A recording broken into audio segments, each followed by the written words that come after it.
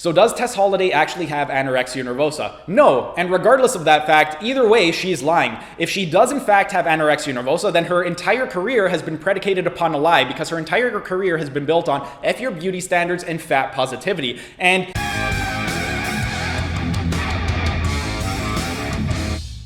hey everyone, thanks for tuning in. Steven here with Team Euphoric, and today I'm going to be answering the question, is Tess Holliday anorexic, or is she just using it as a way to get attention and lying for profit? I've been coaching for 17 years, and in those 17 years, I've treated several patients and clients with anorexia nervosa, and it's not something that should be taken lightly. If she is somebody that in fact does have anorexia nervosa, she's going to need a lot of support from her friends and family. And if she is somebody who is lying about it, then this is a great disservice for people that actually do suffer from anorexia nervosa. So I want to delve into this topic a little bit more, and I want to get into the actual clinical definitions and the diagnoses of anorexia nervosa and atypical anorexia nervosa. I want to just first get to her tweets that she had sent out a few days ago. This first one was the one that got people really talking about it, and this is where she admitted that she had anorexia nervosa, and she says, "I'm anorexic and in recovery. I'm not ashamed to say it out loud anymore. I'm the result of a culture that celebrates thinness and equates that to worth, but I get to write my own narrative now. I'm finally able to care for a body that I've punished my entire life, and I'm finally free." She then followed that up with, "Not the, but you're fat, how are you anorexic comments. Y'all don't know how science and body works, huh?" This is a quick side note, but Tess Holliday, I love learning about the body, so if you do have some really good information about how science in the body works, please share it with us, put out a video, because I would love to watch that. But back to the tweet. "My technical diagnosis is anorexia nervosa." Again, that's her technical diagnosis, so she's not diagnosing herself. This is something that presumably an actual clinician has diagnosed her with. "And yes, I'm still not ashamed. I'm too damn happy for y'all to even come close to dimming my shine." And then there was one more tweet. She ended up saying, "To everyone saying that I can't possibly love myself and have an eating disorder, that is the actual definition of loving myself. Being able to prioritize myself and to be in recovery. I'm more self-aware than any of my critics, but you know, y'all go off." Now, this was really important. She says right here, "I'm more self-aware than any of my critics." And the truth is, no, she is not self-aware, because in order to be self-aware, you have to be able to acknowledge that everything in your life you are responsible for. You made the choices that led you to this point in your life. It's nobody else. But then in her first response, she ended up saying, "I'm the result of a culture that celebrates thinness and equates that to worth." By saying "I'm the result of a culture that celebrates thinness," she's essentially pitting the blame on the culture rather than taking responsibility for her own actions for the things that she's put into her body. But regardless, is she telling the truth? Is she actually suffering from anorexia nervosa, or is she just lying? And personally, I do not believe she is actually anorexic. She does not meet any of the diagnostic criteria, and aside from that, aside from not meeting the criteria, she has lied plenty of times in the past, so it's kind of hard to believe somebody when they cry wolf multiple times. Now, with regard to this, regardless of whether she does or does not have anorexia, either way, she's lying. If she's not lying about having anorexia, then her entire career has been built upon a lie, because her entire career is predicated on the F your beauty standards and fat positivity. So if she does in fact have anorexia nervosa, then her whole F your beauty standards and fat positivity is a big lie, because one of the requirements is an intense fear of weight gain. So if she is promoting people to love themselves for being as big as they are and everything, that would contradict the intense fear of having weight gain. And then on the flip side, if her entire career isn't a lie and she really does believe in F your beauty standards and fat positivity, then by definition she does not meet the requirements for anorexia nervosa. But anyway, let's go on and get into the actual definition. I have my Tabor Cyclopedic Medical Dictionary, and we're going to go to the section on anorexia nervosa. For those of you who want to follow along, I have a bit of an outdated version. I have the version 22, and this is on page 143, but I'll include a snapshot of the definition. So, anorexia nervosa: an eating disorder marked by weight loss, emaciation, a disturbance in body image, and a fear of weight gain that results in self-imposed starvation. Patients with the disorder lose weight either by excessive dieting, compulsive exercising, self-induced vomiting, or abuse of laxatives or diuretics to purge themselves. And then if we scroll down to the diagnostic criteria, diagnosis is made by the following criteria: by the patient's intense fear of becoming obese. This fear does not diminish as weight loss continues. By the patient's claim of feeling of fat even when emaciated, even though a loss of 25% of original weight may occur. By there being no known physical illness accounting for the weight loss. And by the patient's refusal to maintain body weight over a minimal normal weight for age and height.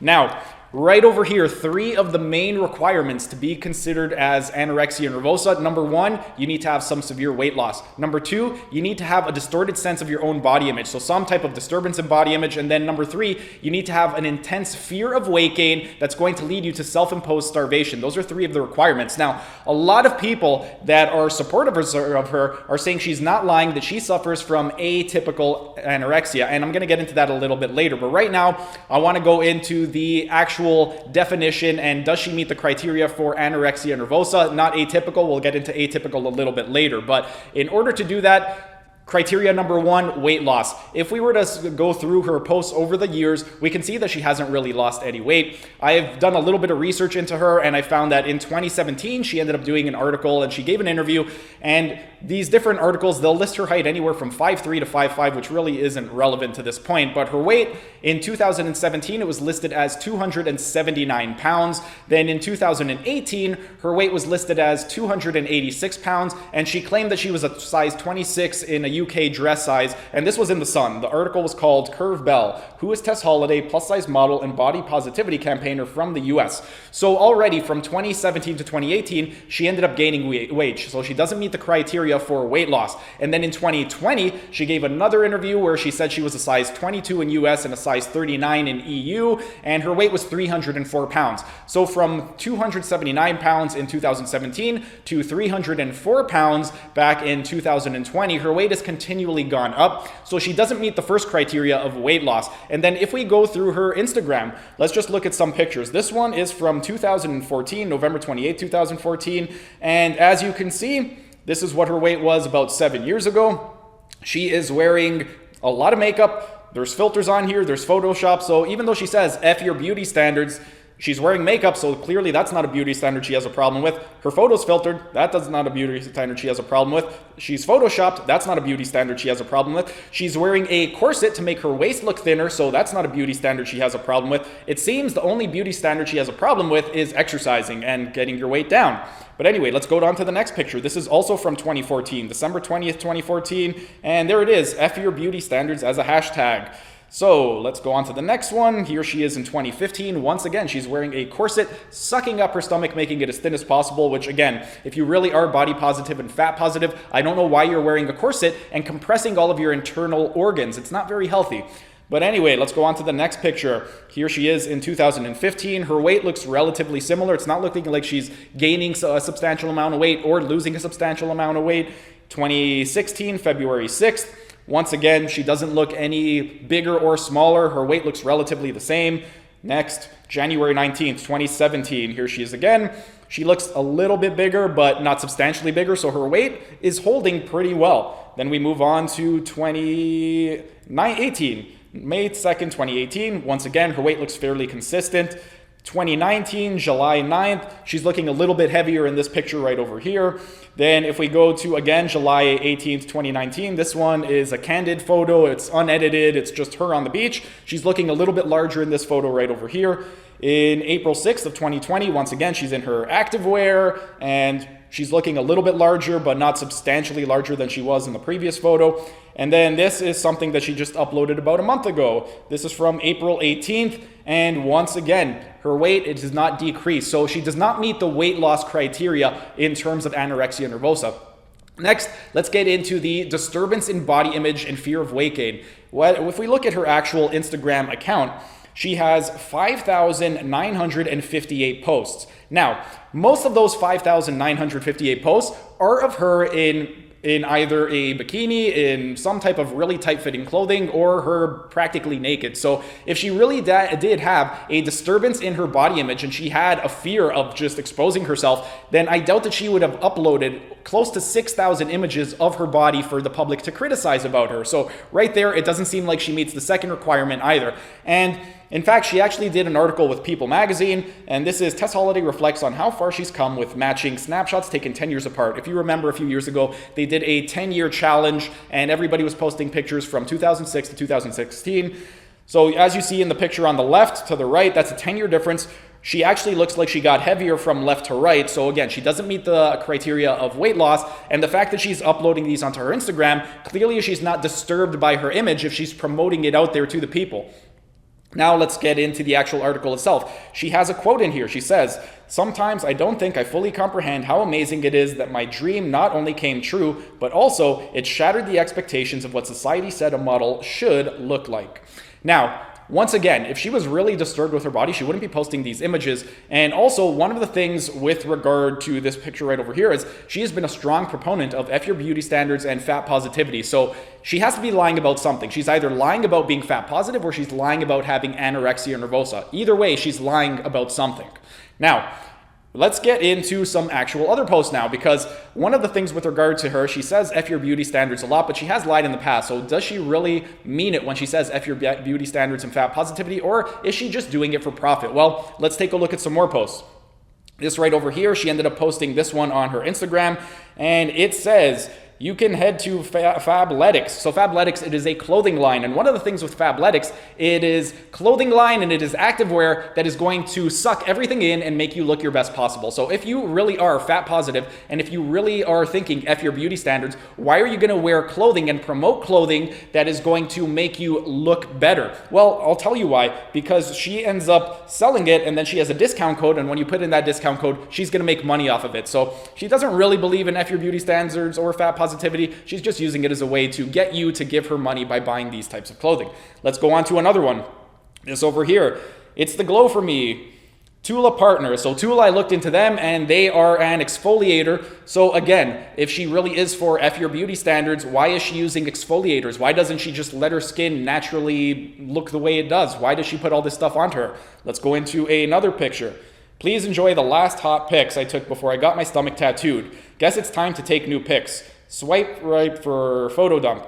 So again, if she had a disturbance of her body image and her self-perception was that she was really, really overweight and she did not feel comfortable, she wouldn't be posting these images. And then in the next one, right over here, "Public service announcement. Now that I have a stomach tattoo, I'll be showing my fat tummy a lot. Deal with it." Does that sound like somebody who is truly disturbed with their body? No, it doesn't. If you look into another one, "Oh, how convenient. Yeah, you're showing your stomach tattoo while grabbing a hold of your boobs just so you can show your cleavage." Again, I'm not blaming you. You're getting a ton of likes for it, way more likes than I get on my posts. Say you're a Scorpio, blah, blah, blah. Anyway, this one's irrelevant.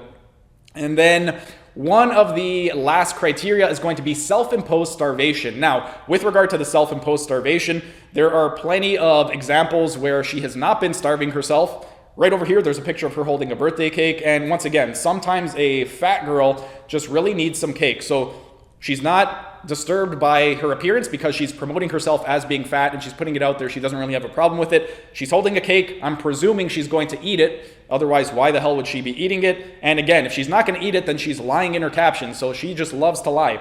Now, if we look at the next picture, right over here, we have a picture of just a giant, I don't even know what this is. This is a focaccia. So she has a giant focaccia, which again, I'm going to presume she's going to eat that. I don't think she just took it for the sake of taking a picture. And a few of the things that I want to get into now, right here, is a video of her eating a heavily powdered donut. And there's her cleavage again, because we all know that cleavage is going to get a ton of likes on Instagram. And whoa, look at that, sugar inside of the cleavage. Now let's go into another video. Right over here, there just is a giant tray of a bunch of food. We have a bunch of bread, a bunch of cheese, a bunch of fruits, which again, if you want to eat that stuff, that is perfectly fine. It all looks pretty tasty. I'm sure it tastes amazing. If you enjoy it, eat it. My number one rule with my clients, if you don't like it, don't eat it. And this stuff looks delicious, so go ahead and eat it. That's not my problem.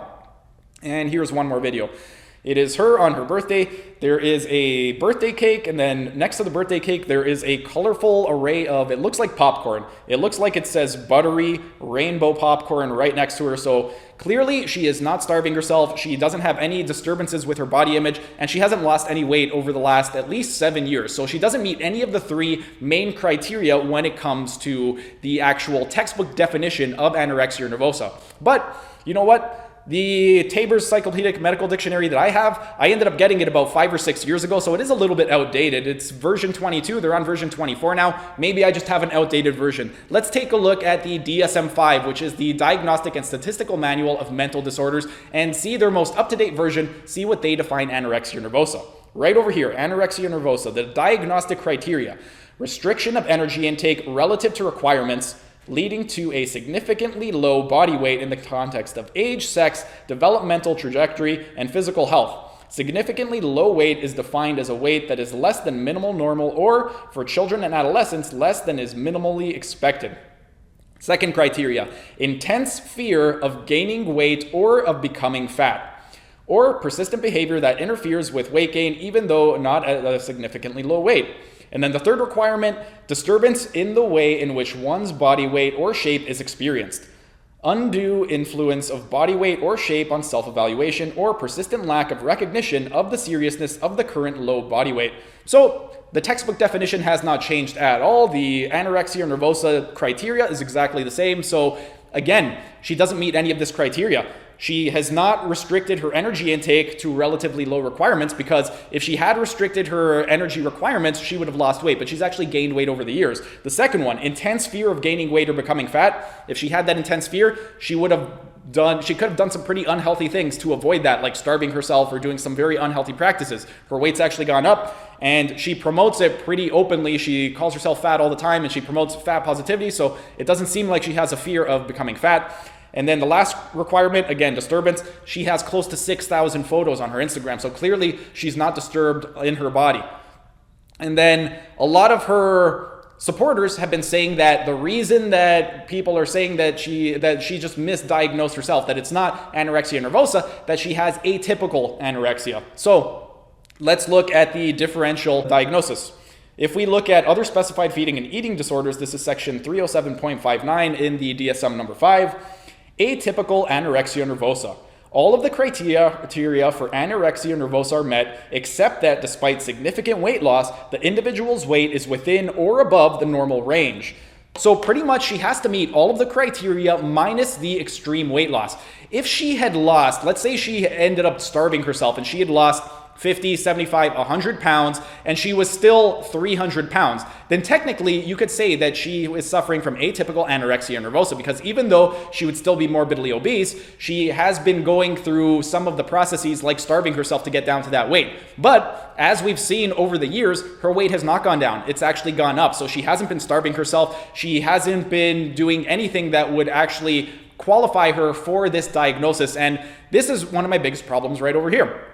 If she legit had anorexia nervosa or atypical anorexia nervosa, then absolutely she should be supported, because this is something that's very terrible and it can be very damaging for somebody to go through. But I see her as using it for profit, as she has done in the past. This isn't the first time that she's lied for profit, and this is my biggest problem. So does Tess Holliday actually have anorexia nervosa? No, and regardless of that fact, either way, she's lying. If she does in fact have anorexia nervosa, then her entire career has been predicated upon a lie, because her entire career has been built on F your beauty standards and fat positivity. And if she does truly believe in F your beauty standards and fat positivity, then that means that she's been lying about having anorexia nervosa, because you can't have both of those at the same time. You either have anorexia or you can promote fat positivity and body positivity and all that. But if you are truly ashamed of yourself, then you are lying when you are promoting other people to say fat positive and being body positive. So she's lying either way. But anyway, let me know what you guys think. Go ahead, share your comments down in the comment section. But that's pretty much it for today's video. If you guys enjoyed the video, be sure to smash that like button so I know to make more of these types of videos in the future. And if you're either new to the channel or haven't subscribed yet, be sure to subscribe to the channel, hit the notification bell, as I will be uploading new videos every single day. That's it for today's video. Thanks for tuning in, and I will see you again tomorrow.